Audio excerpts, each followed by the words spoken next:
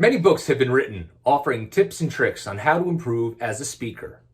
This is one of my favorites. But if you break them all down, these tips and tricks are in some way rooted in practice and preparation.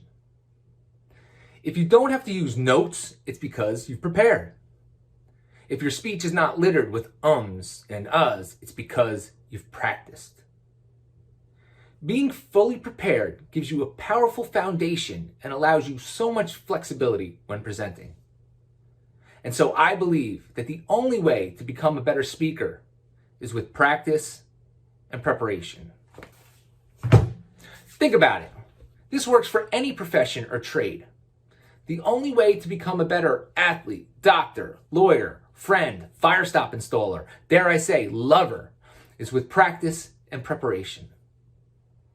Professional athletes spend the entire off-season preparing their bodies for the rigors of the season, where they will have practice. A brain surgeon spends 4 years undergrad, 4 years in medical school, probably another 4 years doing whatever it is that brain surgeons do to become a brain surgeon, preparing themselves to then practice. Now, of course, there's times when all the preparation and practice in the world get thrown out the window. If you like to throw the ball downfield and the cornerbacks are all over your receivers, you may need to turn to a dink and dunk strategy to your running backs out of the backfield to win the game. And that's where having practiced and prepared alternative strategies come into play. That's good old-fashioned blood, sweat, and tears kind of stuff right there, folks.